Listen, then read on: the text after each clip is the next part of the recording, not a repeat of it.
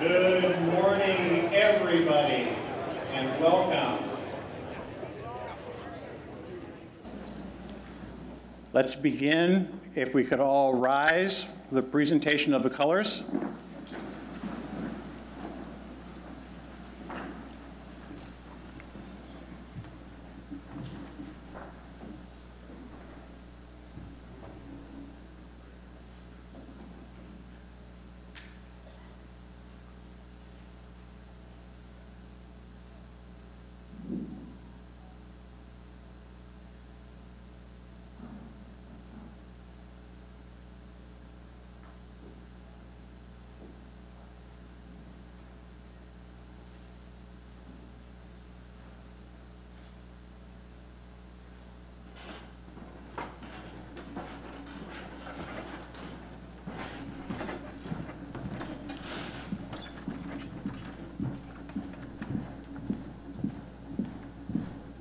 Team, hold.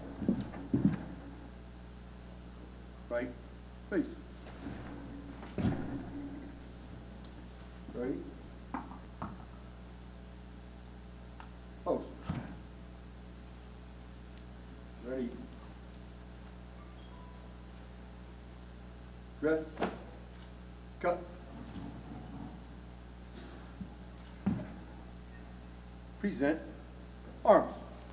Oh, say, can you see by the dawn's early light what so proudly we hailed at the twilight's last gleaming, whose broad stripes and bright stars through the perilous fight o'er the ramparts we watched were so gallantly streaming, and the rockets' red glare, the bombs bursting in air, gave proof through the night that our flag was still there. Oh, say does that star-spangled banner yet wave o'er the land of the free and the home of the brave?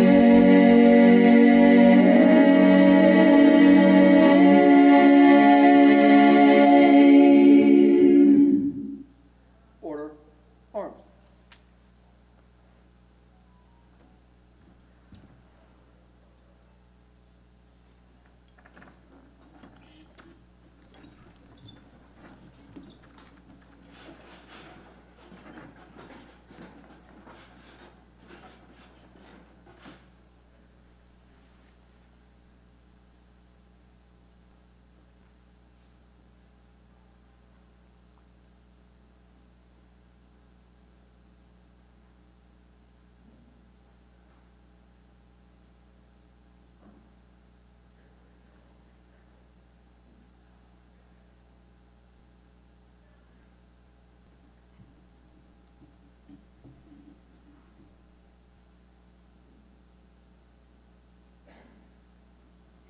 Thank you. Be seated.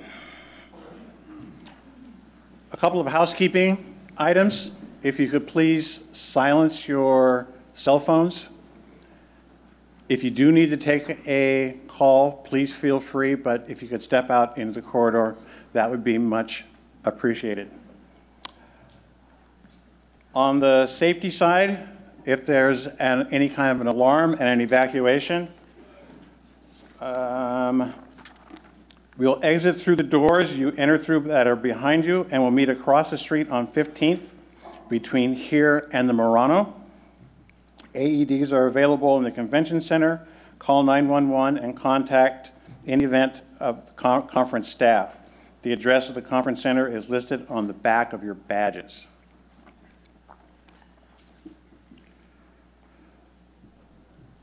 So good morning. Isn't it great to be back in person again? This is unbelievable. Thank you, one and all. Following World War II, it was reported that nearly as many Americans were killed in the defense industries on the job here at home as were killed on the world's battlefields. In 1949, President Harry Truman called a conference of the nation's governors in Washington, D.C. to reduce workplace injuries, fatalities. The president urged the governors to sponsor state conferences to educate its workforce in accident prevention. Governor Arthur B. Langley returned to Washington State and created what would become the Governor's Industrial Safety and Health Conference. The Governor's Industrial Safety Advisory Board was created in 1951 to provide a means for representatives from various industries to contribute and serve advisors regarding safe workplaces. The board is made up equally of management and labor representatives from over 17 industries and supported by a staff of the Washington State Department of Labor and Industries. This board demonstrates how management, labor, and government working together on our shared commitment to safe and healthy workplaces. Each board member leads industry planning committee, which usually comprises of half management and half labor representatives. These statewide committees meet throughout the year and plan conferences and events such as you are attending today. The members of planning committees are safety and health-oriented representatives of these industries and of the state. The board was incorporated into a 501c3 nonprofit in 1979 to more effectively manage its logistics of presenting an annual conference. Today, the board's outreach has grown beyond its annual conference to include Construction Safety Day, Maritime Safety Day, and 2 Agricultural Safety Days. Which brings us to today, and welcome to the 73rd Annual Industrial Safety and Health Conference. My name is David Hundley, and I represent the American Society of Safety Professionals, and I am humbled and honored to be this year's GSHOB president.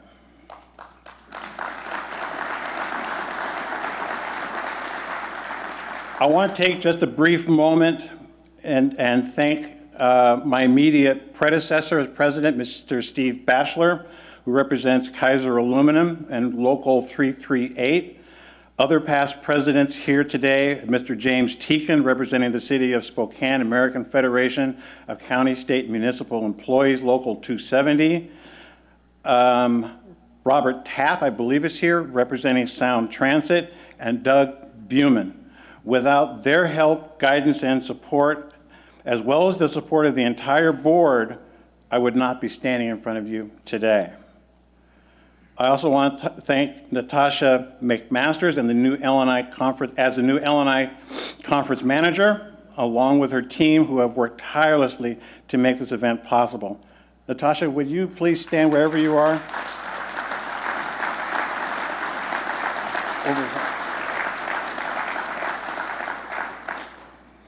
A big thank you to all the platinum sponsors this year: Pape Material Handling, The Boeing Company, Kaiser Aluminum, and Performance Contracting Incorporated.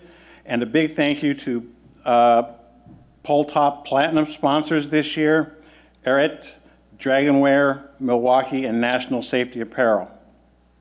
All of the other sponsors are listed near the registration counter on the arch as you enter the convention hall.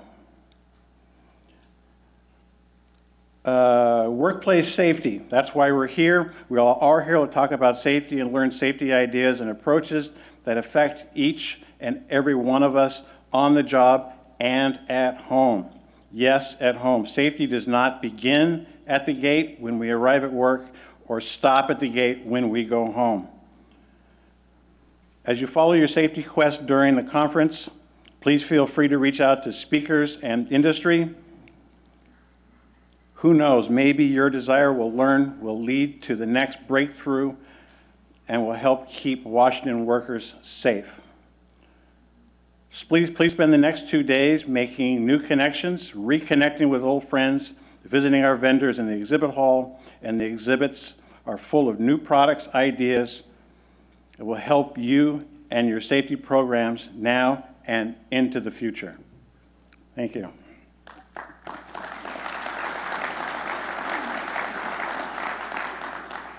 At this time, I'd like to introduce Craig Blackwood, Assistant Director for L&I and DOSH.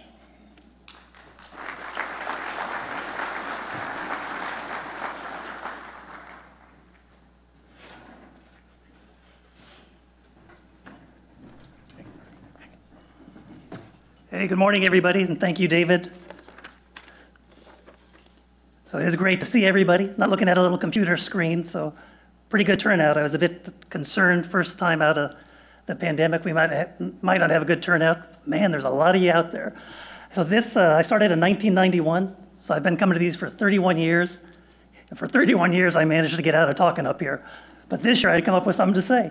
And as I was coming up with ideas, it seemed some of the other speakers had, hey Vince, had the ideas covered. So what you're gonna get from me for the next couple minutes is an infomercial on our consultation program. What better time to talk about this service than as we're trying to put the pandemic in the rearview mirror, make workplaces safe, and we have a great team of individuals at DOSH who are willing to help. So first, I don't think Lou Flores is here. For those of you who know Lou, he is retiring at the end of next month, the long-term L&I employee and our most recent statewide consultation manager. So the first thing I want to do as part of my infomercial is introduce our soon-to-be next consultation manager who begins on October 1st. So Pam Kent, I see her there. So this is Pam.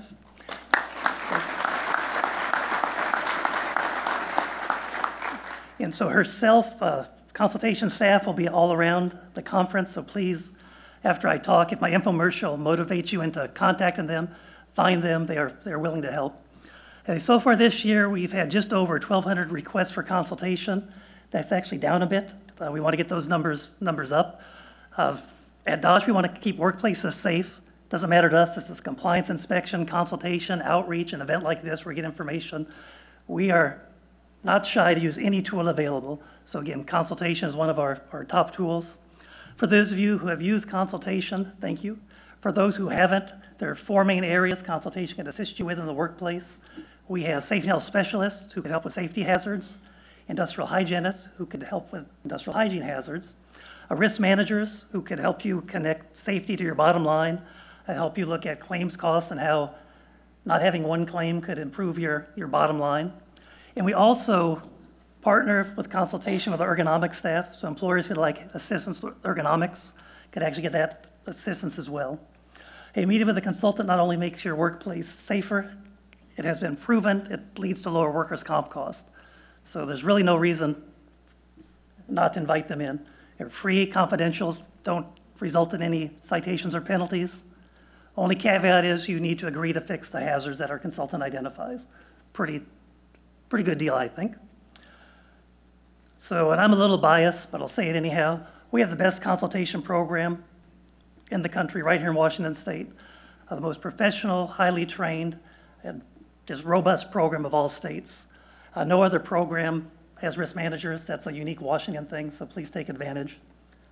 So even though I could say we have the best program in the state, I'm still a state guy. All the state people could talk about consultation, but there's a lot of reluctance to call in the state because, hey, it's the state. So one of the things we're doing is we have a marketing campaign in conjunction with our communications division. You will be seeing new consultation ads on social media, on the radio, and we're now working on a television commercial. The other thing you will see if you go to our webpage are testimonials from both employers and associations who've used consultation. Again, I could tout the benefits of using consultation all day long. A lot more credible when it comes from customers who have used consultation. So thank you to those who've done the testimonials. And the most recent testimonial you will see soon, I don't know if it's posted yet, it's from Mortenson Construction. So if anyone from Mortenson here is here, thank you for that. And it's about a consult on the building of Everett Community College's new learning center.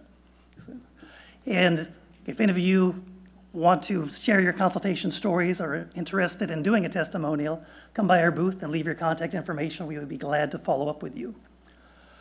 So in addition to getting word out about consultation, another consultation effort that has been retooled and we're trying to reinvigorate is our START program, Safety Through Achieving Recognition Together. a small business recognition program focused on safety and health. I believe there's a full presentation later in the conference. So for those who want to know more, please check your agenda and stop by, get all your questions answered, and see if you too want to start the quest to become a START employer. And the last thing I will mention, because it might be over time, is our new calendar, our 2023 calendar. This calendar focuses on our campaigns throughout the year, and the first page actually says a lot of what I just said about consultation, but it gives you contact information for various parts of the state. So you can pick up the phone and call your local office, talk to a consultant. You could actually request consultations online. We do have an online request form available. And with that, my infomercial is now complete. You don't need a credit card, you don't need to call, just do it. See Pam and her staff. So we're gonna do an awkward transition. So, hey, Joel Sachs, my boss and the L&I director, really wanted to be here today. This conference is important to him. Normally he's up here sharing a message. He could not be here today, so we have him on video. So can we have Joel start? Good morning. I think it's great that once again we're able to meet in person at today's conference. I really wish I could have been there with you today. But we've actually made it to a point where we can gather together safely, and I think that's just fantastic. You may not know that L&I actually turned 100 during the COVID pandemic. And as we celebrated our centennial, we had an opportunity to look back on the first century of the work that we've done together and think about what we need to be doing for the next 100 years. What we realized is that while hazards and interventions may have changed over these first 100 years, our fundamental focus, and more importantly, our values have not. They've remained constant. It's those values that include working together as partners and coming together at conferences like this to share our experiences, to learn from each other, and to recommit to focusing on workplace safety and health. The L&I, as we know it, formed 101 years ago, and a version of this particular conference has been a tradition since shortly after World War II. In 1949, there was a conference of governors in Washington, D.C., and then President Harry S. Truman urged all governors to sponsor state events and promote accident prevention in the workplace. Then our governor, Arthur Langley, returned to our state and launched the first of these conferences. At that conference, the focus was on high hazard industries and included an emphasis on traffic safety. Throughout the decades, there's been a constant, and that constant is our joint commitment to building and expanding safety cultures. Whatever new hazards emerge, just as we've done through the pandemic, we have focused on finding and fixing hazards. In fact, workplace safety is such a fundamental commitment here in Washington State that it's actually written into our state constitution. On screen now, there's actually a note from L&I's first annual report in 1922 that I think captures the spirit of our commitment to a safety culture. It concludes by saying that accident prevention is worthy of attention, and it's easy to prove that safety pays. Adding to the common hazards we're familiar with, like construction falls, traffic safety, new workplace challenges emerge on a regular basis. Recently, we've been focusing on heat and wildfire smoke, for example. Summers are getting hotter. Wildfire smoke has become a common summertime risk. Both can be life-threatening for workers. So we've adopted emergency rules to protect workers through temperature and air quality monitoring, regular breaks in the shade, directing employers to provide training and information to workers. Turns out that Washington is among the very few states that currently have these kind of protections in place. And we're working on permanent rules to protect workers from heat and smoke exposure. Rising to these new challenges must combine our relentless work to prevent those more common challenges and to keep workers safe and healthy. There's a lot of work to do, and of course, we are reminded on an all too regular basis of the importance of that work. 38 workers have died on the job so far this year. 9 construction workers have died so far in 2022. It's the highest of any industry. 3 of those 9 workers lost their lives due to falls. motor vehicle accidents cause the most worker deaths, followed by homicide and suicide. It turns out that there were more worker homicide and suicides in the first half of 2022 than in all of 2021. These numbers, for me, need to strengthen our resolve to continue our focus to strive for zero workplace fatalities. I realize that that's an aspirational goal, yet we should all believe that every workplace hazard is preventable, and working together, we can eliminate them. The key, I believe, is doing that work together. Successfully eliminating workplace hazards requires all of our energy, our enthusiasm, and our commitment. Our Division of Occupational Safety and Health conducts inspections and free consultations for employers, and we know for a fact that both of those actions reduce the number of workers' comp claims in Washington, which means they've also reduced injuries and fatalities. And it's an example of how we can all work together. Employers and workers can turn the lessons learned from a DOSH consultation or a DOSH inspection into a stronger workplace safety and health culture. And I think that's how we get better. That's how we move closer to zero. We do it together. We focus on prevention, and we focus on finding and fixing hazards each and every day.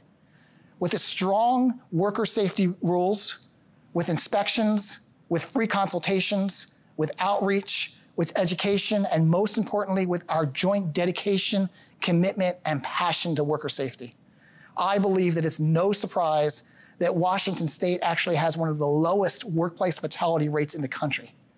I think that says something about all of you that are gathered here today and the contributions that you make each and every day to ensure each workplace across the state is safe and that workers get to go home at the end of their workday. When more people are working and fewer people get hurt, I say, that's a partnership that works. I want to conclude by saying that I've always enjoyed these conferences, and I think that they're incredibly important for a number of reasons. Mostly, it's a good opportunity to pause and remember the important relationship between government, industry, and workers in the state of Washington. I believe that it's that partnership, that unique partnership in many ways, that contributes to Washington being one of the safest places to work in our country. So I want to thank each of you for what you do each and every day. I want to thank you for attending today's conference. I want to thank you for your commitments, your partnership, and your passion to cultivating a safe and healthy workplace across Washington State. As you go through today's conference, I want to encourage you to talk to somebody that you haven't met before. Find another partner, an ally in the work that you do to promote workplace safety and health. Think about the one thing that you learn at today's conference that you can implement back in your workplace and implement it. And if each one of you leave today with one new partner, one new idea, and one new commitment to do something a little bit different, a little bit better tomorrow than we do today, we'll continue to have even safer workplaces in the future. Thank you, and have a great conference.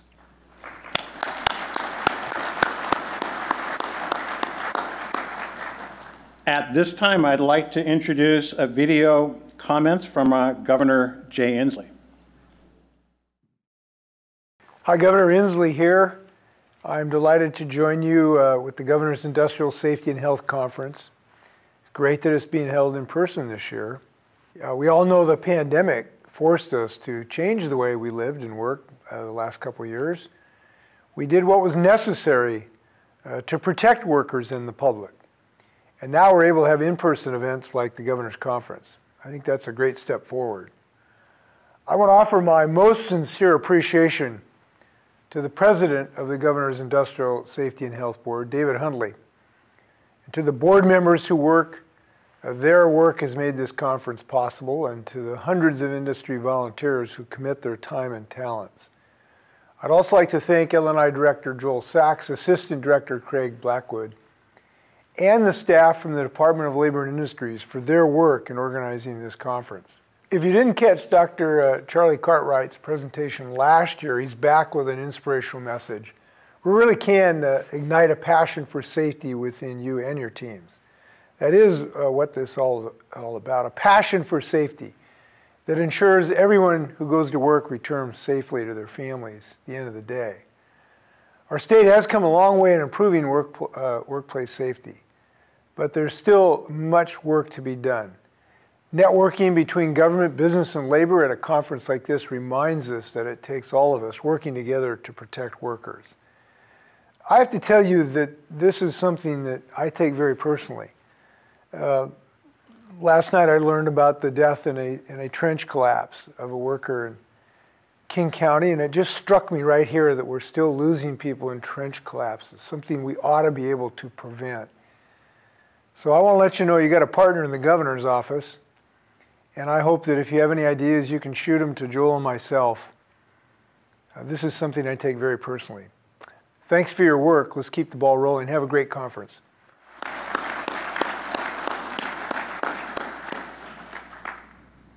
And now I'd like to introduce Pole Top Chair Lance Stouts.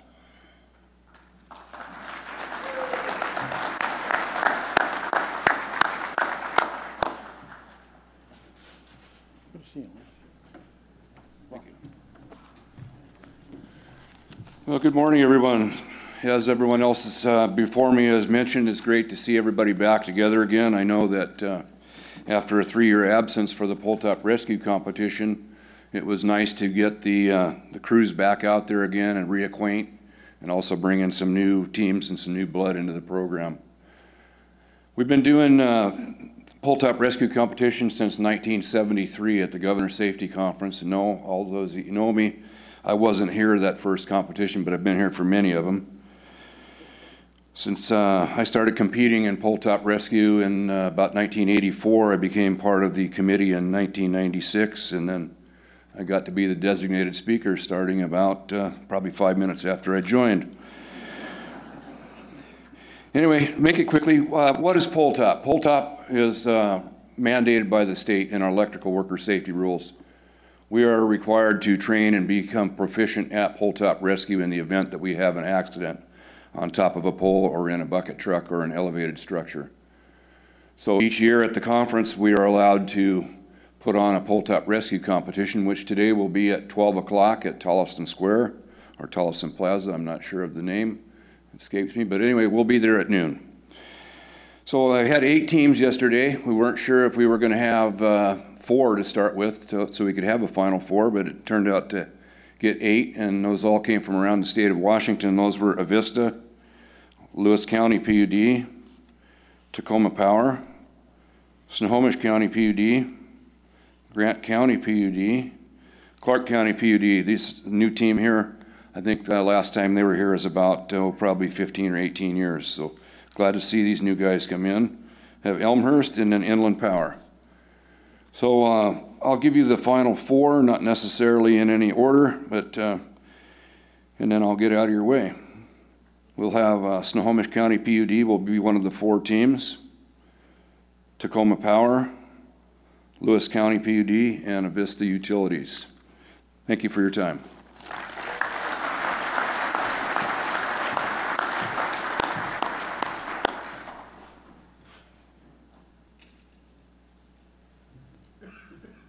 At this time, I would asking for a moment of silence and explain the display to my right, the boots, the vest, the hard hat, the flower, and the candle represent workers lost.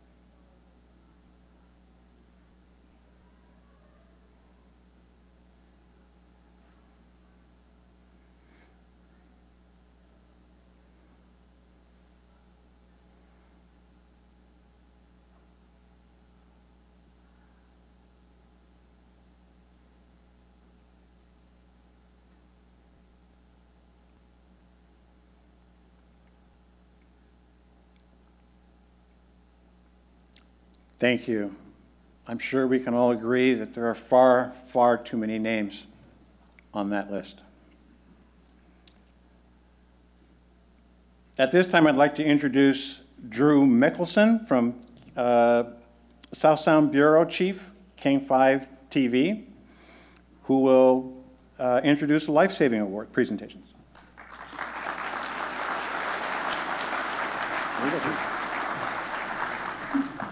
Thank you very much. Good morning.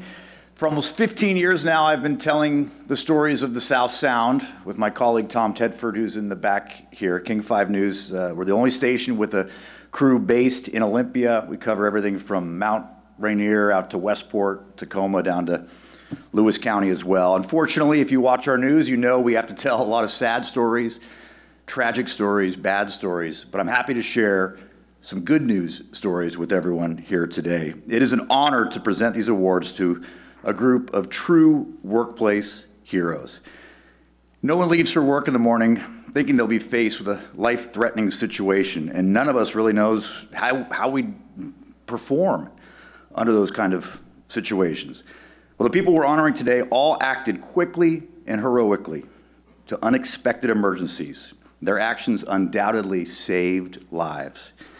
The quick actions of these honorees reassures us that coworkers, neighbors, even strangers are out there ready to do the right thing, and that should all make us feel a little bit safer. So let's meet this year's Life Saving Awards recipients. When I call your name, please come up to the stage for your lovely plaques. Our first recipient is from Carter Motors, David Smith. He's a retail employee, and he observed a coworker displaying some unusual behaviors. David became concerned and helped the coworker lay on the floor in case they lost consciousness, which they did shortly after. Davis performed CPR until paramedics arrived, and the coworker has since made a full recovery, and doctors credit David's quick response for the positive outcome. David Smith, Carter Motors.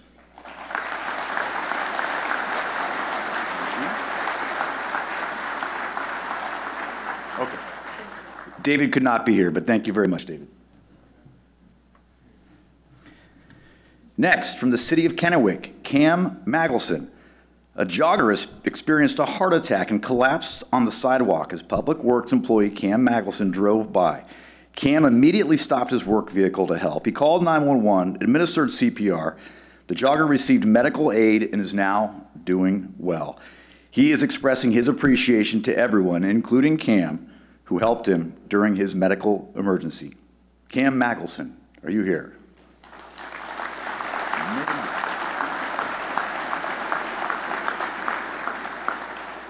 You need not be present to win, but thank you, Cam.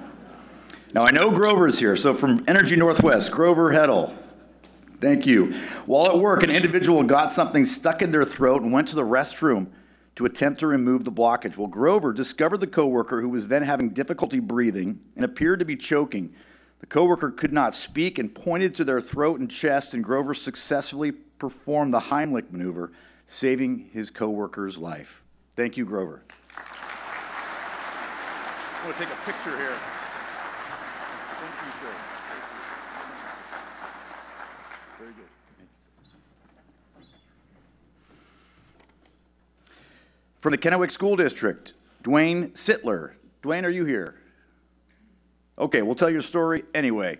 Middle school PE teacher Dwayne Sittler responded to a student who was unresponsive after a PE activity. Dwayne began emergency response by using an AED, an automated external defibrillator, on the student.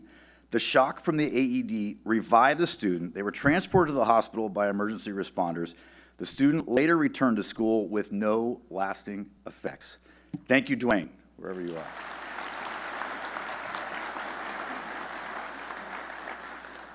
From Chelan PUD, Evan Smith and Anthony Ibarra.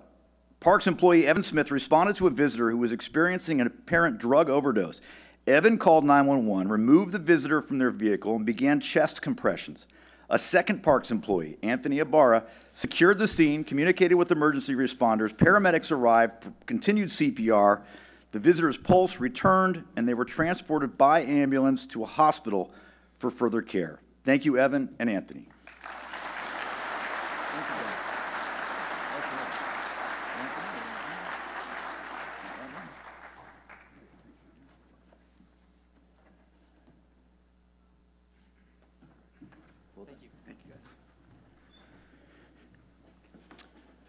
From the Washington State Department of Children, Youth, and Families, Richard Umu. I know Richard is here.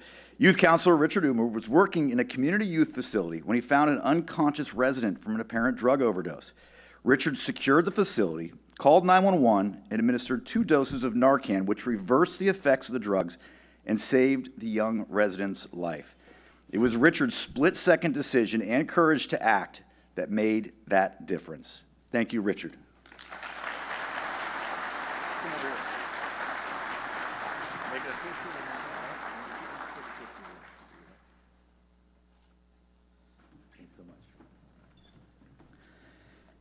From Lakeside Industries, John Ussery. Paving foreman John Ussery of Lakeside Industries was traveling along a state route and he encountered a severely damaged vehicle that had collided with a power pole. John used his vehicle to redirect traffic around the scene. He grabbed his first aid and trauma kit while directing others nearby to call 911. The vehicle's passenger exited the vehicle covered in blood, traumatized, and in shock. John helped her across the road away from the live power lines and assessed her injuries. The first victim, a passenger mentioned that she didn't believe she was shot, but she had heard something really loud. She was in shock and difficult to get details from, but John knew to return to the vehicle to assess the driver, who was slumped over and bleeding heavily from the chest. He found what he believed to be a gunshot wound. John used his prior military and law enforcement experience to determine the driver had a chest wound, and he applied the appropriate bandage. He attempted to remove the driver from the car, but he could not, so he worked on establishing an airway, noticing that the driver's pulse was becoming weak. Emergency responders arrived, and John assisted them in performing CPR. After 22 minutes of CPR and 3 rounds of AED shocks, the driver was unfortunately pronounced dead on the scene. But although the driver did not survive, John assisted with securing the scene of the accident, helped that other passenger who was in shock, and did everything in his power to save the life of the driver. Thank you, John.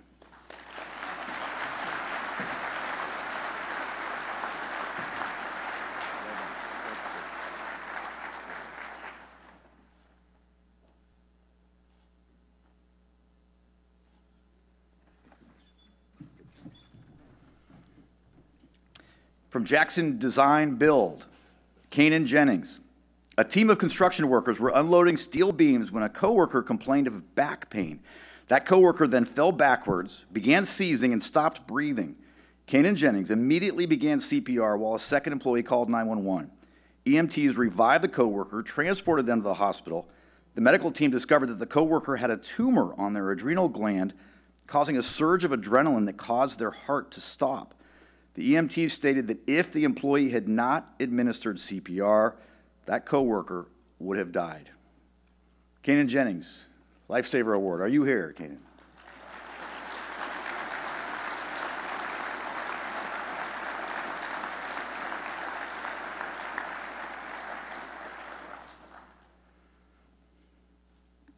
And did I get your first name right? Is it Kanan?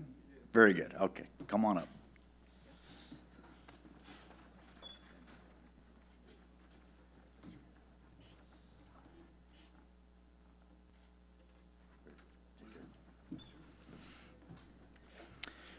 All right, up to Snohomish County now. Eric Roberts, Carlos Sevilla, and Scott Barton. A customer at the county recycle and transfer station collapsed while unloading their truck. 2 county employees, Eric Roberts and Carlos Sevilla. Sevilla, right? Did I get that right, Carlos? Saw the person collapse and rushed over to help, while a third employee, Scott Barton, called 911. Carlos and Eric began CPR while Scott connected the AED to the victim and delivered a shock. Soon after, emergency responders arrived and took control of the scene. The paramedics later said that the workers' quick actions, quote, absolutely saved the victim's life. Thank you, Eric, Carlos, and Scott.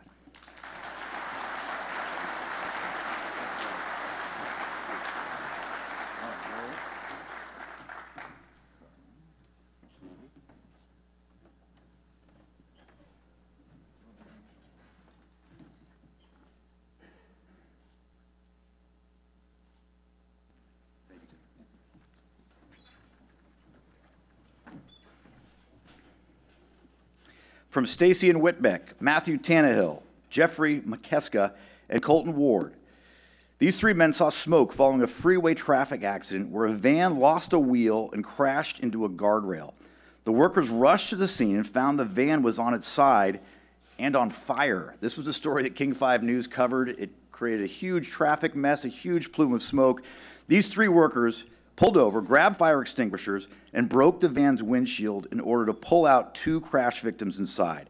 The workers then provided aid while simultaneously making efforts to control the fire. The workers continued to coordinate with the State Patrol when they arrived. The troopers noted that if Matthew, Jeffrey, and Colton had not been on hand to help, they are unsure if those crash victims would have survived. Straight out of Chips. Remember Chips? That's what this sounds like. That car was blowing and you guys got him out of there. So thank you so much, Matthew, Jeffrey, and Colton.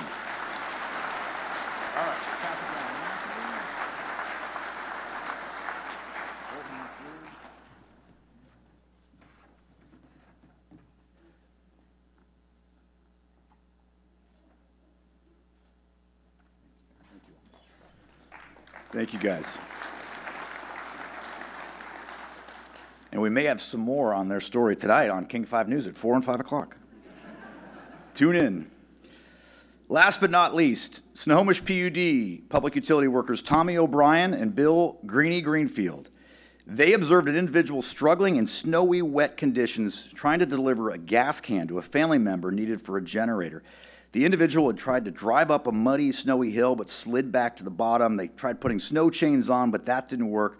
Tommy and Bill offered to drive the individual to the top of the hill. That individual was walking towards them, but then they began to struggle, and they collapsed in the knee-deep snow. Recognizing the serious situation, Tommy ventured out to rescue the individual, while Bill worked to turn the utility vehicle around so they could all get down the hill. Tommy found that individual lying in the snow, exhausted. Tommy ended up dragging the person out of the snow while they were holding onto his back. Tommy and Bill returned the individual to their car, helped them change into dry clothes, and warm their feet. The person regained feeling in their feet and was able to safely drive back to their motel. So thank you, Tommy O'Brien and Bill Greeny Greenfield. Are you here?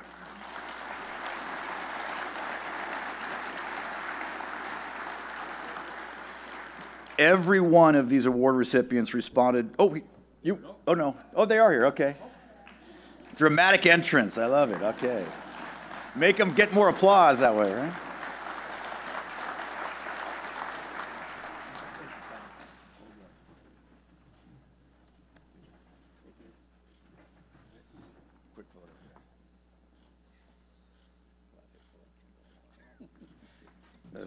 I know for some of these folks, jumping into a burning car is easier than coming up on stage, I'm sure, but we appreciate it. Every one of these award recipients responded without hesitation to someone in need, taking the necessary steps to save lives, demonstrating that our communities are truly compassionate and strong. So please join me once again in honoring these brave and selfless workers in the state of Washington.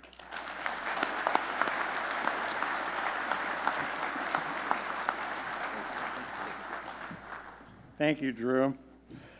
It should be noted that in some of these cases where the recipients aren't here to physically accept their awards, they're shying away from the public acknowledgement of this wonderful award, and they are just keeping their heads low and just feel that what they did was just part of their jobs and part of their civic duty. So thank you again.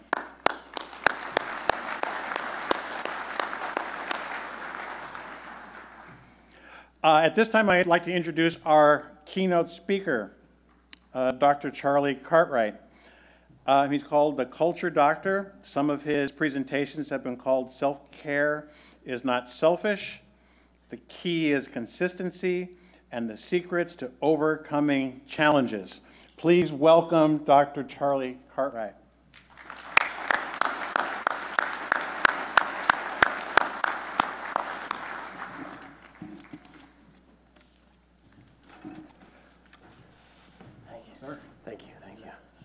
Morning.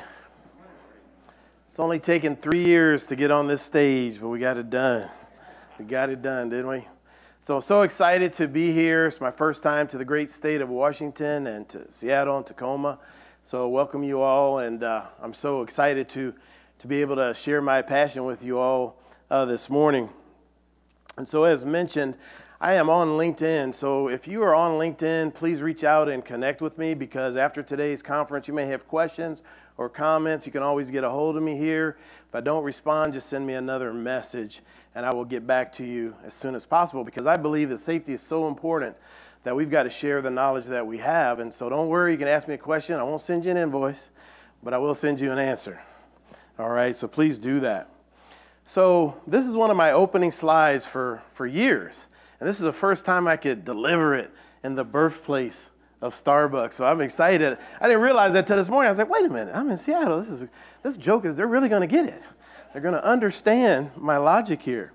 So I'm a passionate leader. I'm passionate about leadership, and anything that I can read about a leader that's been successful, I want to know all about it.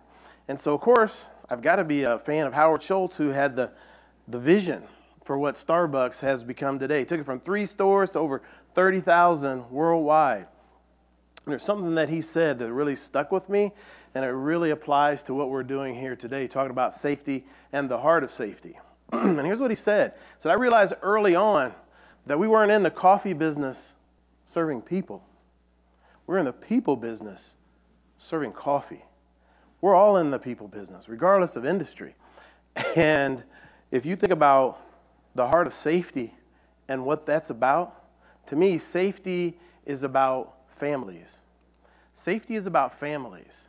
So if there's a coworker that you have and you're involved in that safety team and that safety culture, and that coworker has the opportunity to be a participant in a wedding, you have your fingerprints on that. Anytime that someone's able to go home and spend an evening with their family, you've got a hand in that. Anytime that a family is able to experience the holidays at its highest level, you have your arms around that situation. But here's a question for you. How well do you know the people that you work with? How well do you know them? Because it's not just about the people in this room having a heart for safety, but being able to infect others with our passion for safety. There's a few things that I like to live by, and one of them is a quote from the Dalai Lama. And he said this. He said, the purpose in life for human beings is to help other human beings. And if we can't help them, at least don't hurt them. It's big to me. It's big to me. But he also said this. He said, we've been all the way to the moon and back safely, but we find it hard to walk across the street and meet a new neighbor, or walk down the hallway and meet a new employee. We have more methods and means of communication than ever before, and less communication, true communication. So sometimes I travel all over the country, and leaders tell me, oh, Dr. Charlie, I think I have this down. I really know my people well. And so I said, well, here's a question. And you can just test yourself. You don't have to tell anybody what your answers are. But when your people are not at work, I'm talking about your teammates, the people that you work with every day, when they're not at work, when they're on the weekend, and they're driving their personal vehicle around town, they could be running errands or going to have something fun. Do you know who rides in the back seat of their car? Who rides in the back seat of their car? Because if you don't know the answer to that question, then you don't really know them well. Think about it. Our most cherished relationships oftentimes are in the backseat of our vehicle. I'm talking about children. I'm talking about grandchildren. I'm talking about nieces and nephews. I'm even talking about pets. I mean, some people treat their pets better than people, right? See, pets allowed, people are optional. One of my favorite quotes is from David Grohl. He said this. He said, you can sing a song to 85,000 people, and they will sing it back to you for 85,000 different reasons. We got to know our people's reasons, why they do what they do. And so I have the privilege of traveling all over the country, and so many topics I cover. I could be talking about leadership, employee engagement, workplace safety, sales. I presented to federal court judges, school teachers. Regardless of industry and regardless of the subject matter of my presentation, there are only 2 slides that are always in the deck. And these are the next 2 I'm going to show you because I feel like they're that important. So when I was growing up, Robin Williams was my favorite comedian. He's still my favorite comedian. And I remember where I was at when I received the news that we lost Robin Williams. I just checked into my hotel in Minneapolis, Minnesota. If you've ever been to Minnesota, a certain time of year, you need to watch the weather, okay? And I don't watch the news, but I do watch the Weather Channel. And at the bottom of the Weather Channel screen crawled that we lost Robin Williams. And I realized that I've seen every movie that he's ever been in. Miss Doubtfire is my favorite. You Virginia Doubtfire. All his comedy routines. But I didn't know anything about the man, who he was as a human being. So I stayed up all night, late that night, actually Googling everything I could find about him, reading it. And I'm big on quotes. Anytime that I come across a great quote, I'll write it down. As soon as I get to my laptop, I'll make sure I put it in there because at some point, that might be a great teaching point for an audience. But there is a quote that's attributed to him that I didn't even have to write down. It went straight from that computer screen directly into my long-term memory. And here's what he said. He said, I used to think that the worst thing in life would be to end up all alone, but it's not. He said, the worst thing in life is to end up surrounded by people who make you feel all alone. We have millions of people in this country that go to work every day and feel alone in a crowd. And as leaders, we can't let that happen. I've led many teams throughout my career, and the one thing that I constantly have to come back to remind people of something is this. You have to remember something. You have to know something. There are people that you work with every day. The best part of their day is when they're at work. And if we ever take that away from them by the way we treat them, they can go down very, very quickly. So this is a picture of my oldest daughter. And she had a life-changing conversation with me during the pandemic. And full disclosure, I did get the shot. I ended up going with the Johnson & Johnson through further research, but because of the conversation that my daughter had with me. Now, I'm not anti-medicine, but I don't trust Big Pharma as far as I can throw this hotel. I mean, that's just the reality of it. And for the people that are skeptical, you don't have to take my word for it. Just Google it. Just Google Big Pharma and corruption. It'll come up. Matter of fact, if Big Pharma was an employee, you'd never hire them because they would not pass the background check. It's that bad. It's that bad. On the way here, on the flight here, I saw, so another pharmaceutical company, Biogen, wrote a check for $900 million for corruption. Just another example. But my daughter approached me and she said this. She said, Dad, I really want you to get the shot. And I said, why? She says, because I don't want to lose you at a time in my life when I need you the most. And that really hit home. But the more I thought about it, I thought this. At what point in her life didn't she need me? Right? There's been no time. And now she's doing well in her life. She's engaged to a really nice young man. She says, you know, Dad, all my boyfriends have been intimidated by you over the years. I said, you know, honey, that's by design, actually. That's not random. I want them to know that if someone doesn't treat my daughter well, there will be consequences, okay? But here's the thing. In order for me to be the one to do that, I have to be here, right? I'm the one that she calls in the middle of the night when she's struggling. I'm the one that she calls when her car breaks down. I'm the one she calls when she needs an engine replaced. I'm the one. But the only way I can be the one is if I'm here. Every single person in this audience is the one for someone in their family, one of their friends. And we need to make sure that we keep one another safe so that we can all continue to be the one. And the people that work with us and work for us so they can be the one. We've got to keep them safe. So when she was 10 years old, we were driving past a hospital. All my children were born at the same hospital, St. Joe Medical Center, Kansas City, Missouri. 435 and State Line is where that hospital is. And as we were driving by the hospital on the highway, she's about 10 years old. She looks up and said, Dad, what's that helicopter doing? And I see this helicopter, and it's obviously getting lower and lower, and it's flying toward the hospital. And I said, you know, if someone's hurt really bad in an accident, sometimes they'll fly them directly to the hospital to save their life. He says, Dad, it must really be expensive. I said, you know, it is expensive. However, human life is so precious that we'll spare no expense to save it. No expense to save it. And if we'll spare no expense to save it, then we shouldn't ever spare any effort to prevent the injuries and accidents from happening in the first place. And that's what the conference is all about. I'm talking about safety culture and how to strengthen the cultures that you have. Because I believe that culture is the heartbeat of an organization, specifically the safety culture. Because the safety culture really determines how much that organization cares about the people that work for them, right? So sometimes we need to look at what we're doing. And I love this quote from Winston Churchill. It said, however beautiful the strategy, you should occasionally look at the results. And so if we look at results as a nation, as a state, even though we may be doing great and be doing better, there's plenty of room for improvement. There are way too many people on that list that was run earlier today. Way too many, and one's too many. So how important is culture?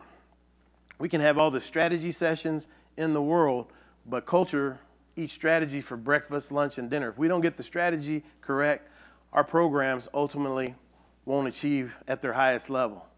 But you know, this isn't something that we can leave to chance. We have to stack the odds in our favor.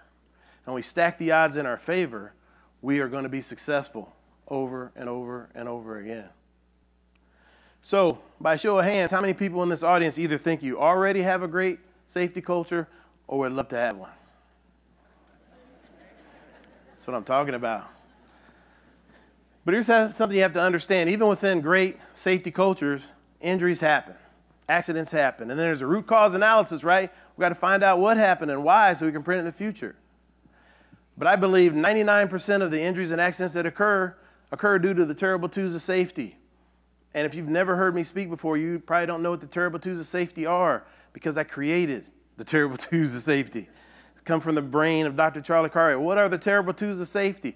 Well, terrible twos of safety when people feel like they're too experienced, they're too tired, they're too stressed out. Not today, I don't want to, I shouldn't have to, I shouldn't need to. And then all of a sudden one day it's too late. And when it's too late, people get hurt at work, right?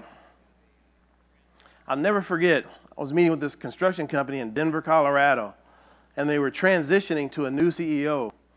And the new person that was coming in was telling me that he started out his leadership career as a safety professional. And he got a call. There was a fatality on the job site. So he rushed to the job site. And he said, there's still blood on the pavement. It was that fresh. And we're all meeting and talking about what happened, and a car pulls up, and it's the man's wife. And so someone handed his car keys to him, said, hey, she should have his car keys. So he walks over, introduces himself, apologizes, and hands these car keys to this person's wife. And she said this, she said, I sent my husband to you this morning whole, and all I'm getting back is a pair of car keys. You see, the families of our coworkers, they're depending on us to keep their loved ones safe.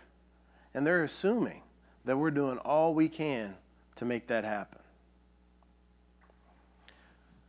So I'm a big research nerd. People know me know that if I can't sleep at night, I turn on my laptop and I go to this home screen, right? I'm going to learn something, because one of my goals every night is that, hey, I'm going to go to sleep smarter than when I woke up.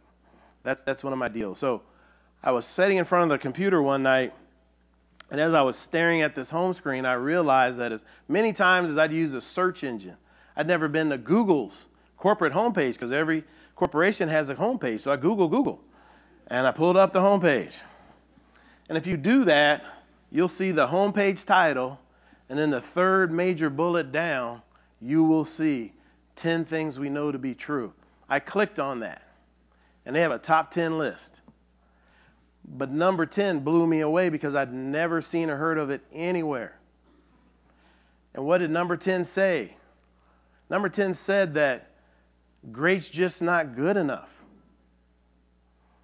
At Google, we view it as a starting point, not an end point.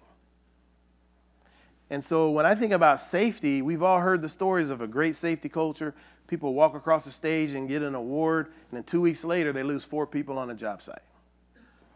So if great's just not good enough, what is? And then I realized that, hey, you know what? Google is a world-class organization, and that's a safety message. We have to have a world-class safety culture to truly keep people safe. And it requires a commitment. And if you want to be a world class at anything, it requires a commitment like no other. And I came across a definition of commitment, and I thought I knew what commitment meant. I really thought I knew what it meant until I came across this definition, and I brought it with me because I want to get it right.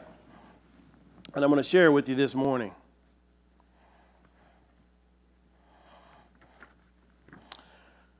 The big goals in life are not easy.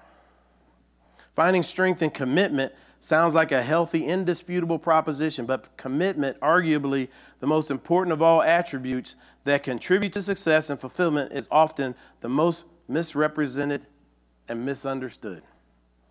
We're quick to recognize talent and intellect, desire and dedication, and the bonus of tenacious confidence. They are all promising core ingredients. They vary by degrees within every individual, every business or organization, but we are fairly sure of the recipe, hopefully all topped off with a measure of good fortune.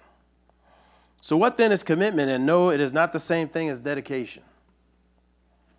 Commitment is unlike any other attribute because it defies measurement. It is not portioned or accredited by degrees. It is not even an ingredient in the recipe, but the flame beneath the pot. Commitment is first a moment that confirms an all-in proposition to a purpose. It is a choice, a firm and lasting resolve founded on personal or shared values that are steadfast, beyond reproach, including circumstances that may defy hope and expectation. Life can shake confidence. It will find ways to disrupt dedication and desire. Commitment is the keystone of endurance and conviction. It is the one essential attribute that guards all others, and through crisis strengthens character, ability, and potential. And that's what it takes to create a world-class safety culture. So 99.9% won't get it done. So then that means it's a yes or no question. It's yes, we want to have a world-class safety culture, or no, we do not. And I know in this room, it's a solid yes. So I have another term that I live by. It's a Latin phrase. Anyone in the room familiar with this Latin phrase? I don't have a tattoo yet, but I'm thinking about getting one. And if I get one, this is the one I want on my shoulder. That says, esse quam videri. And it means to be rather than to seem. And when it comes to safety, we can't seem like we're safe. We can't seem like we're committed. We can't seem like we're world class. We need to be safe. We need to be committed. We need to be that world class. So it all starts with how we communicate with one another. This is Dr. Moravian's model, and I know all of you know that communication with other human beings can be challenging at times, and there's a reason for that. So in Dr. Moravian's model, which has been unchallenged for decades, it has communication at 55% body language, 38% tone of voice, and only 7% of the words we say. So having said that, have you ever had this experience? All right, so I have 4 children, and I've got a message that I want to deliver, and I get my oldest, and I deliver that message, and it goes right home. I hit the mark. I'm excited. This parenting thing's not so tough at all. But now I'm going to deliver the exact same message to my son. He's number 2. I say the exact same thing in the exact same way, and what happens? Not even close. Then I get my 3rd daughter, the middle daughter. And you know what she says to me? Why are you even talking to me, Dad? And then the 4th daughter gives me the hand. I don't want to hear it right now, Dad. I'm busy. So why is it so challenging to communicate with other human beings? Because human beings are by nature complicated. Science now say that we are a superorganism on this planet. So having said that, how many brains does the average human being have? Despite evidence to the contrary, sometimes I know you're driving. You have a brain, right? How many brains does the average human being have? I heard 2. That's a bold statement, sir. Yeah. 2. Anybody want to go Price is Right? Oh, I heard 3. And there's 1. 4. All right. You went over, sir. So here's a Dr. Charlie quote. If you understand how the mind is designed, you can reach anyone. And so a lot of times we focus on this cranial brain. It's great. It's above the neck. 86 billion neurons are left brain, right brain. But there are other brains. This one right here in the middle of our chest, 40,000 neurons. But guess what? She's running the show. And then that gut feeling that you've had all your life is a real thing. 500 million neurons. Here's my point. 3 brains that work independently but arrive at decisions collectively. And if we are only hitting people with our safety message from the neck up, we're missing the mark. We got to communicate with all 3 brains at the same time. And I'm going to show you how to do that. So, you got to understand this really important point about everyone you work with. They came to work with what? Day one, factory settings. You know about the factory settings? I mean, when I got my iPhone, I had to change the settings, man. It kept turning off, wasn't bright enough, and then like the back, I can move my icons around. So what factory settings do people come to work with?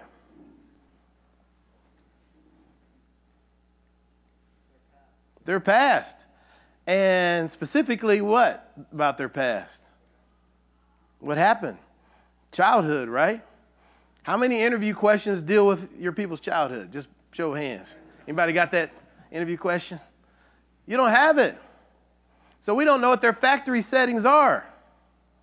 We don't know if they grew up in a household where they were encouraged to be all they could be. Or they grew up in a household with just the opposite. And we're finding out that this is more common than we ever thought, isn't it? So I grew up in a household very dysfunctional. I'm very open about that. And here's the problem with growing up in a dysfunctional home. You don't know it's dysfunctional. Then you get be an adult and you're like, wait a minute, you mean that was wrong? That's not true? That was messed up? Everybody's not getting beaten? Right? So, so you have to recalibrate. And so my dad worked for General Motors for over 30 years, UAW. He hated management. Hated it. Came home, complained about it every day. So now I go into the workforce. How do you think I felt about management? Because I'm a baby boomer, and so we just believe what we're told. I don't believe that anymore, by the way. But baby boomers just believe what we're told. Authority figure said it, it's true, right? We took it as gospel, okay? So I go to my first job, and I'm not having real good interaction with the leaders, and they're looking at me, and I'm looking at them. But thankfully, I had some great leaders that went in and touched my factory settings a little bit. Touched my factory settings just a little bit. So if a person has these factory settings, regardless of that, how do they feel when they get a new job? How do they feel when they get a new job? Anybody? Enthusiastic, excited. I mean, you might be a little nervous day one, but you're excited. And then when you get to work, and what happens? You get exposed to their factory settings. And according to the Sirota Group, there's an 85% drop-off in employee morale during the first 6 months of employment. Got that job, honeymoon's over, man, your factory settings suck, right? That's what happens. So we got to understand that. So here's a question. This is a stand-up question, so I need everyone to stand up. Everyone stand up, get some blood flowing. I just got one question. It's a sit-down if question. You got to listen very carefully. Sit down if you've ever had a boss, a manager, a supervisor that was rude.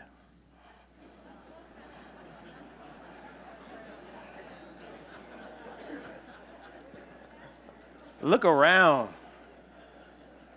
Look around. I mean, the only people not sitting are people that don't have chairs.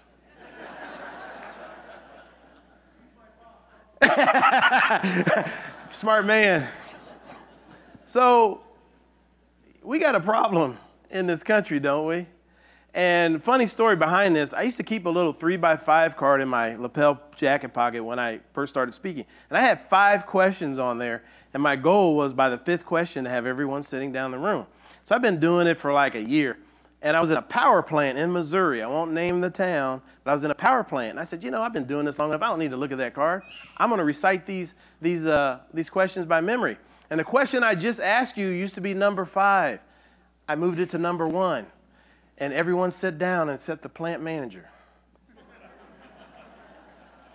And his face was red as your jacket, sir.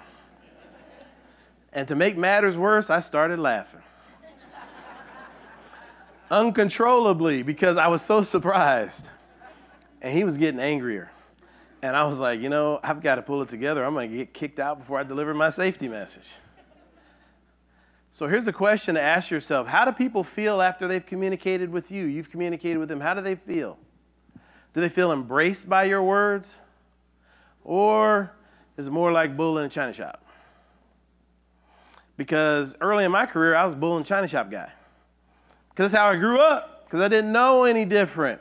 And according to Inc. magazine, 75% of the employees in this country say the worst and most stressful part of their day is their boss. So what does this have to do with safety, you might ask? Well, according to the University of Toronto, they conducted a study where they purposely put people in a bad mood and then sent them out into the field. It's not a good idea, right? Why would they do that?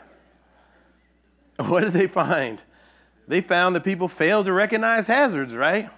I hear it all the time. Root cause analysis. I can't believe, how did he step in that hole? How did he walk into a fixed object? Didn't he see it? Not if he's arguing with you in the morning, he didn't. We can't have people distracted. And according to the American Institute of Stress, 80% of all injuries and accidents are due to stress at work. I don't want anybody to have a seizure, so I'll move past that slide quickly. So, Dr. Charlie, what about tough love? I have leaders ask me this. What about tough love? And my response is, what about it? Do your employees fight in the UFC? Well, no. Okay, chances are they're probably not tough. Okay, do they have to be tough to do their job? Well, no. Okay, so there's something you have to remember about this. The great Maya Angelou said this. People might forget what happened. People might forget what we said. People might forget what we did, but they will never forget the way we made them feel. It's really big if we want to lead people to safety, if we want them to have a heart for safety. We got to make them feel good about themselves and good about our message. So maybe you've had this experience, has been an experience in my life. Now, when I travel all over the country, I'm in a rural location, and they say, you know why we're having trouble with safety, Dr. Charlie? Because, you know what? We don't have the base of people. We don't have the candidates, you know, that the big cities have. You know, they have all these candidates to choose from. We're in a rural location. We just don't have enough candidates, and so we can't get good people. Then I go to the big city. You know what they say? It's not like the rurals. You know, we don't have the work ethic that the rural people, you know, we had the work ethic that the rural people had. We'd have better outcomes. So what's the truth? So here's been my experience in life. 5% of the people in your life, think about it, they're always for you. 5%. My grandmother was Dr. Charlie fan before I was even Dr. Charlie. I could do no wrong. My grandmother, I walked water for that woman. 5%. My grandfather didn't feel that way. Every once in a while, she was out of the house, he would get me, you know. But not around, she's around. Don't touch that boy, right? Then there's the other 5%. They're always against you. Some of you have in-laws, other of you have outlaws. If you have outlaws, you know what I'm talking about. It doesn't matter what you do or say. These are the people that you can walk up to them and hand them a crisp $100 bill every day, and as soon as you walk away, they're chirping. But what about the other 90%? You know what? They haven't made up their minds yet. And they're going to make up their mind based on how you treat them. So with my simple math, you got a 95% opportunity to be successful. Those other 5%, you got to take it on the chin. So when we're speaking to another human being, we got to know that we can speak to one of three people every time. Who are the three people? I got these cards to represent them. Who answers you depends on who you speak to. You want to talk to the king? Better talk to the king like the king needs to be spoken to. You want to talk to the queen? You need to address her like the queen should be spoken to. Because if you don't talk to the king or the queen, guess who's going to answer you, right? And that's where we have issues. We have conflicts. Where's your data to support it? I know someone's thinking that right now. Where's your data? I love data. I got 20,000 PowerPoint slides. I'm a data nerd, okay? I stopped counting when I hit 20,000, by the way. So, what is it? Tough love versus true love? What's a better way to communicate? So, this study comes from the Lasada group, and they studied over 23,000 work groups, and they contrasted top 25th percentile in performance versus bottom 25th percentile in performance. All things being equal, there are only two differences between these teams. What were they? Number one, the bottom performers receive 3 messages of negative reinforcement to every 1 positive. So how about the top performing work groups? They receive 1 negative to every 6 positives. And the exact number was that the top performing work groups received 638% more positive reinforcement than the bottom performers. That was the only difference. So we've got to choose our words wisely. We have to package our words well. So I love using this example of Coca-Cola. Full disclosure, most of my life I've been a Pepsi man. I've had a couple since I've been here. Very good. My children accuse me, Dad, you've got a problem. You're a Pepsi-holic. But if you talk to Coca-Cola drinkers, they don't all take it the same way, do they? Some prefer to have it in the plastic bottle. Reason being, they might not want to finish that drink in one setting. You can put the lid back on tight, put it back in the fridge, keep it cool for later. Still others prefer it in the glass bottle. Say it tastes better. If you've ever had a Mexican Coke, you know it's true. That's pure cane sugar in there. None of that high fructose corn syrup.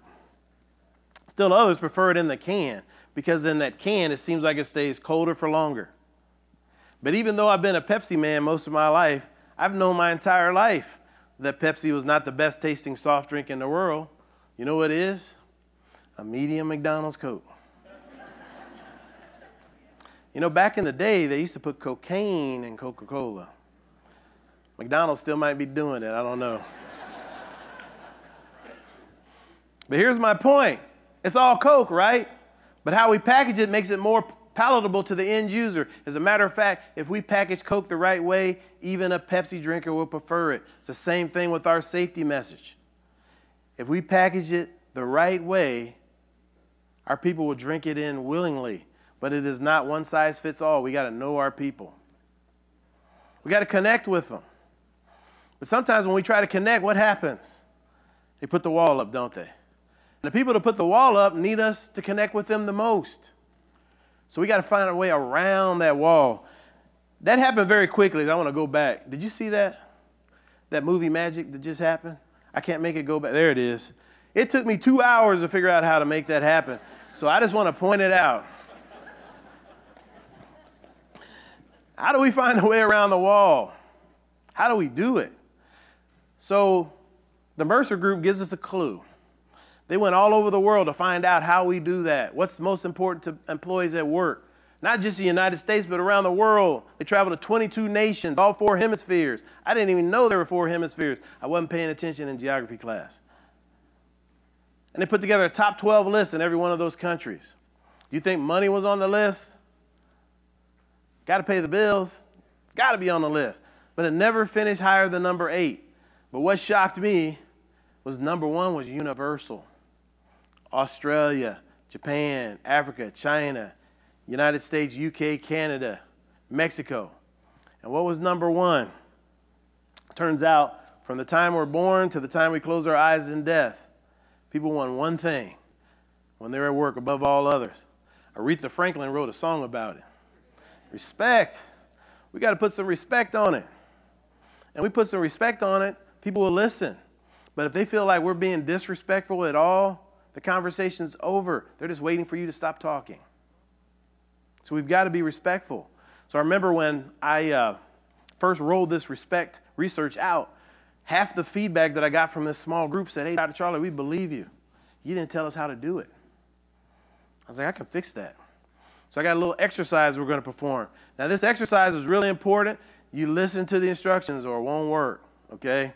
So first of all, this diagram is to remind you of a clockwise direction, because we're in a digital age and very seldom do you see a clock with hands on. So this is just simply to remind everyone of clockwise direction, because you got to know that so this will work. All right, so care which hand you use, but I want to take your index finger and I want you to put your hand above your head and point to the ceiling. Everybody, point to the ceiling.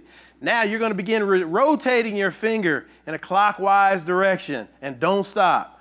Now listen to my words. Keep rotating in a clockwise direction and don't stop. Now you're going to slowly lower your hand while you're continuing to rotate in a clockwise direction until it's below your chin. And it's below your chin. I want you to look down and tell me what direction it's rotating now. It's crazy, isn't it? So we start out clockwise. Someone tell me what direction was it rotating when you got down here? Counterclockwise. What happened? Change what? Hemispheres. Got to keep my eye on him. Point of view, perspective. So a sign of respect is being willing to gain the other person's point of view. And then we can have common ground. But if I'm looking up and you're looking down, we're never going to agree on that thing, right? We got to be able to establish common ground. I mean, I'm from Kansas City, and so we have a friendly rivalry with the Seahawks fans, don't we? Who's got the loudest stadium in the NFL? Huh? I got to compromise. You guys have the loudest stadium in the NFC. We have the loudest stadium in the AFC. Can we agree on that? All right. I love it. I love it. So one of the things I do every year when football season starts is I find YouTube and I type in the earthquake run and I watch it. That's one of the greatest plays in football history. If you've never seen the earthquake run, you got to Google it and watch it. It's awesome. So caring about our people is another way to break down these barriers. And there's been a lot of study about engaged employees and disengaged employees and what drives employee engagement. And according to Willis Towers Watson, what drives employee engagement is if that employee believes their manager, their supervisor, their coworkers genuinely care about them as a human being. Those disengaged employees, only 18% believe that. And it's important because disengaged employees are not safe. Then we get to the engaged employees, and engaged employees, 96% believe it. 96% believe it.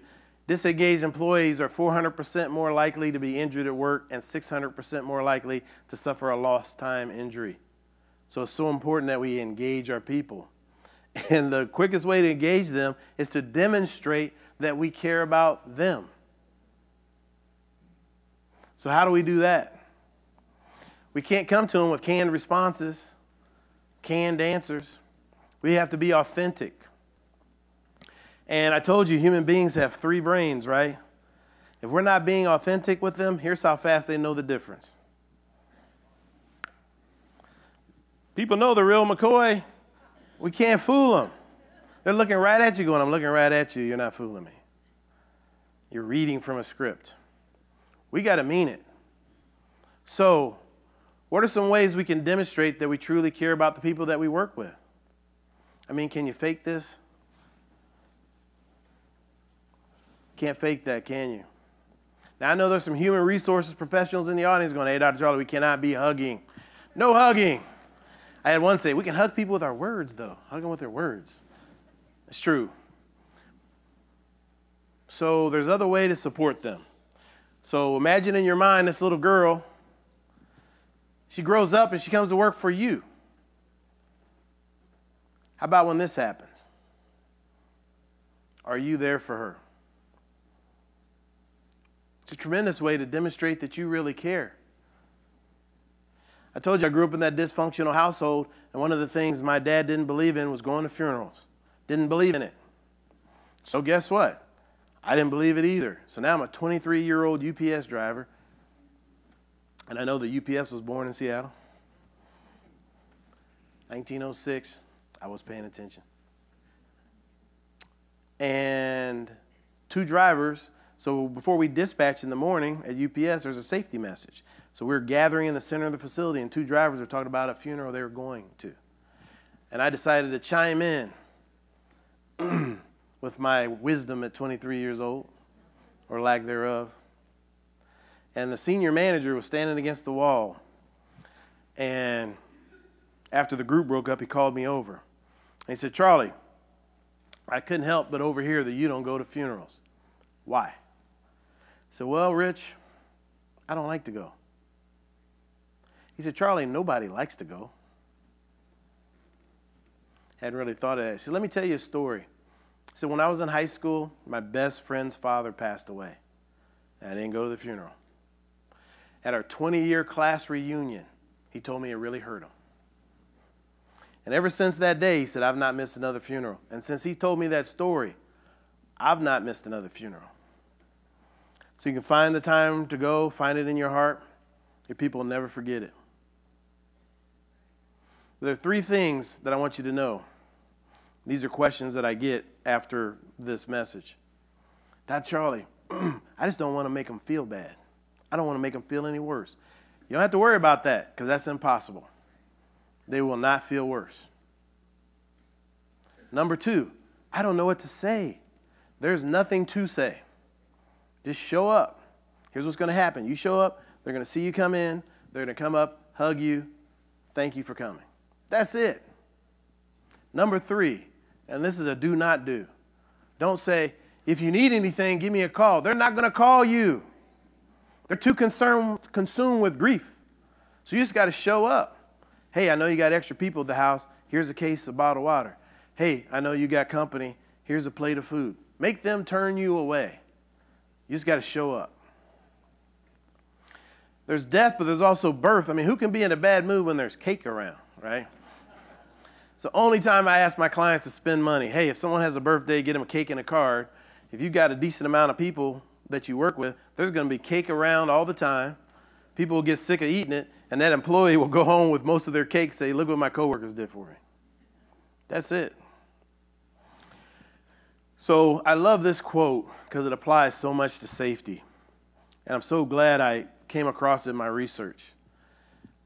By Luciano Pavarotti. When he was alive, he's considered the world's greatest tenor. And he said this. He said, most singers want the audience to love them. He said, I love the audience. Most leaders want their employees to love them. You need to love your people. When you love your people, they'll love you back. And what kind of love am I talking about? I'm not talking about romantic love. I'm talking about the unselfish care and concern for the well-being of another human being. Isn't that what safety is all about? So in the Kansas City area, we have these Quick Trips.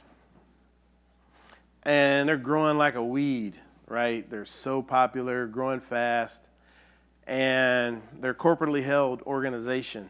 And a lot of times they'll show up on a 100 best places to work in America list.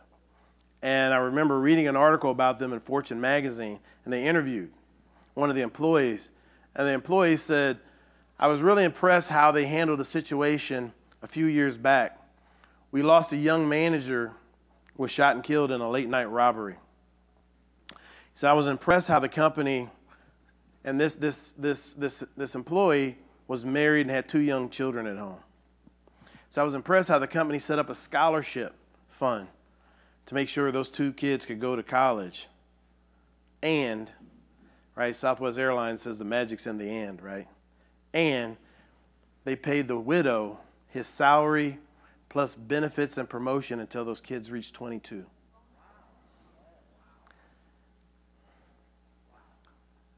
Do you think they love their people? That's why they're printing money, okay? They love their people. And again, that's not a franchise situation.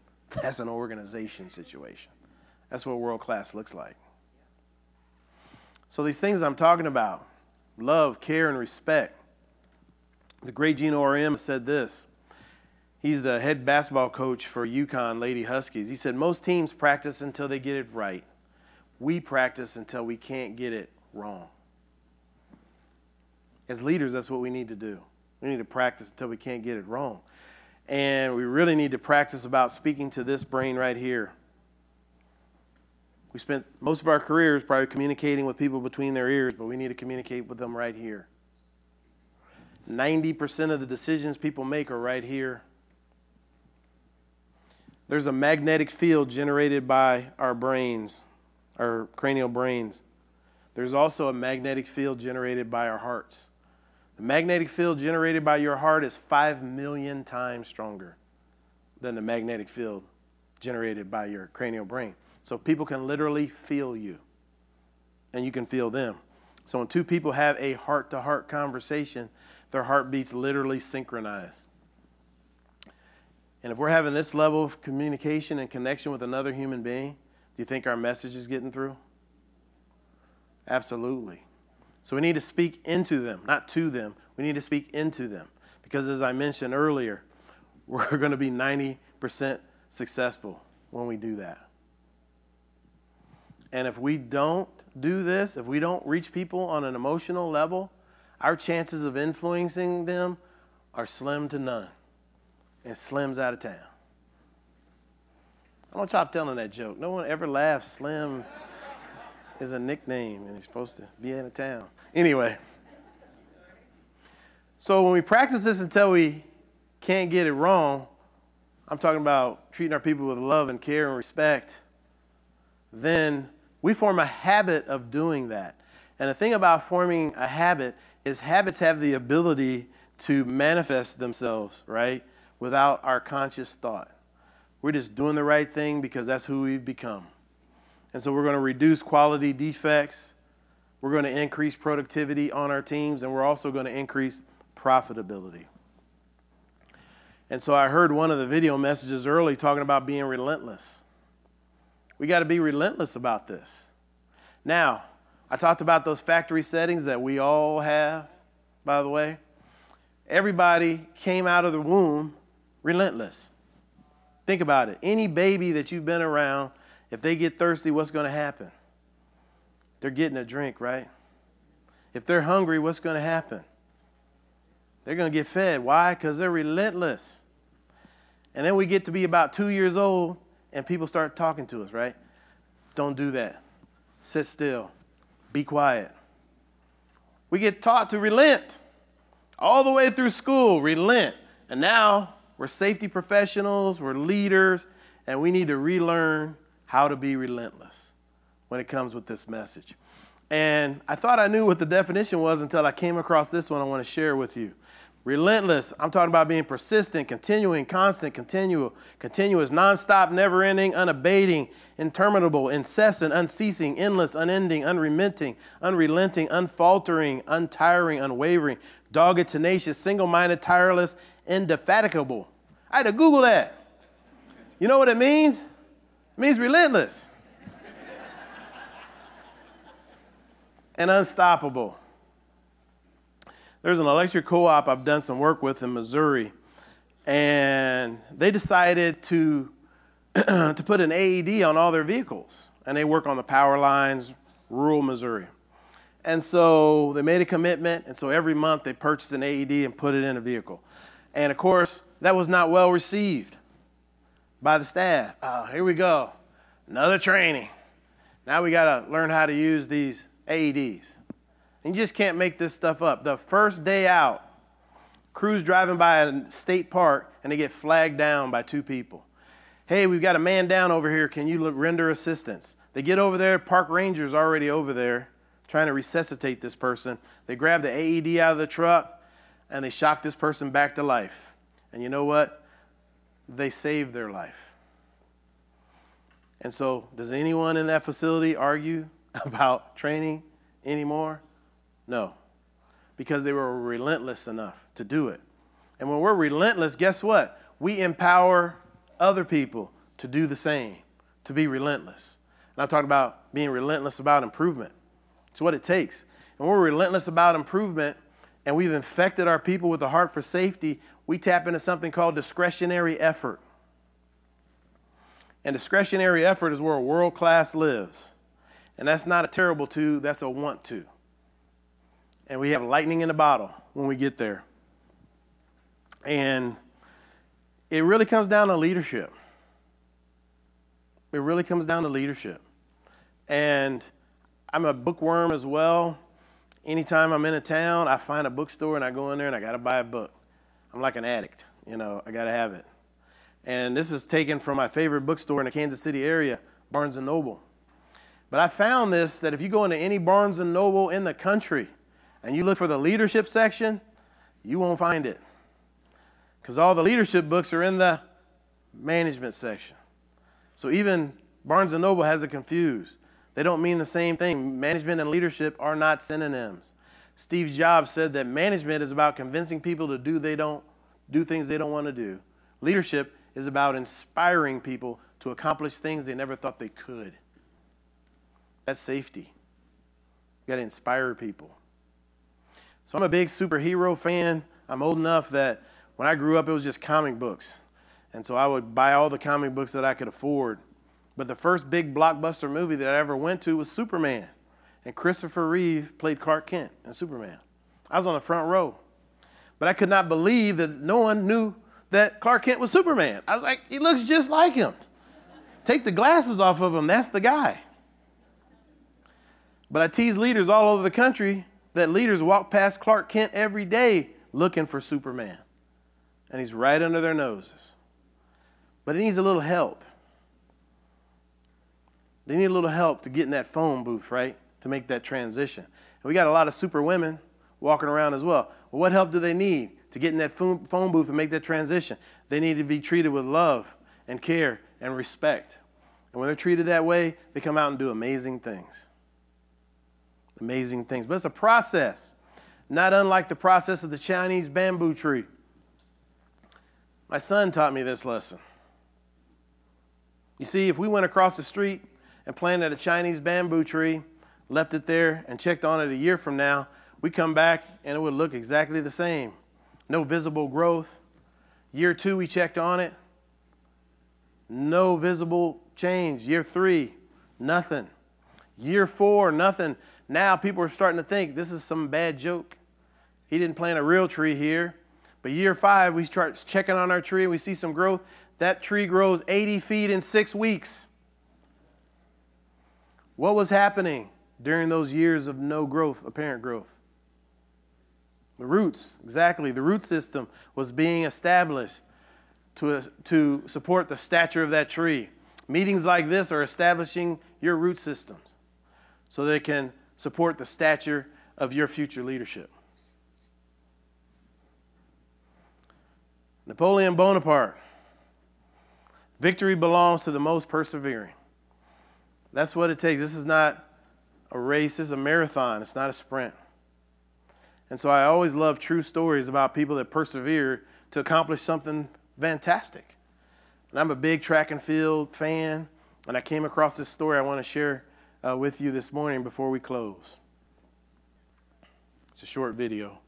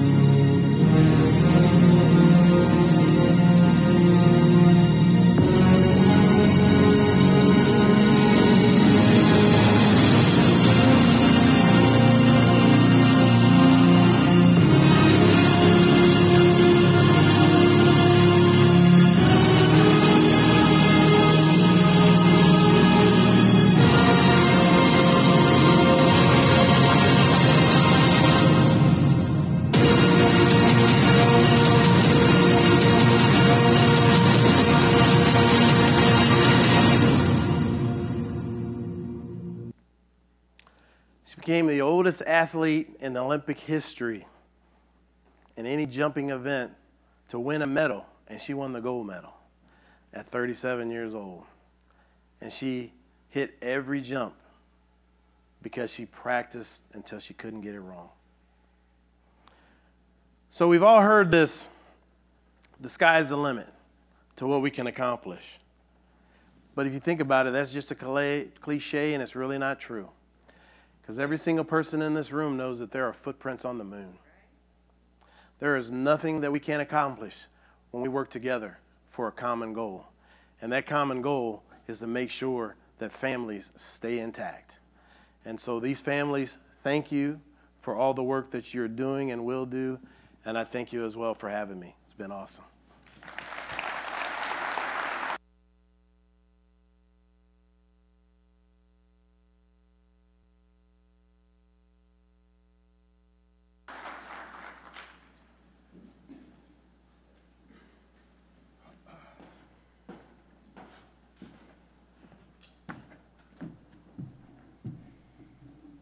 Thank you, Dr. Charlie. I took quite a few notes. I hope you don't mind if I borrow one or two of your ideas.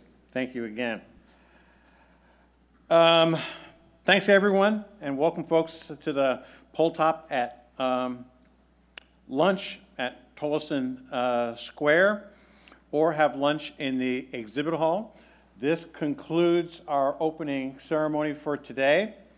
So I look forward to seeing everybody further on and throughout the conference. Please let me know if you have any questions. Enjoy the conference, and thank you for coming again. Thank you very much.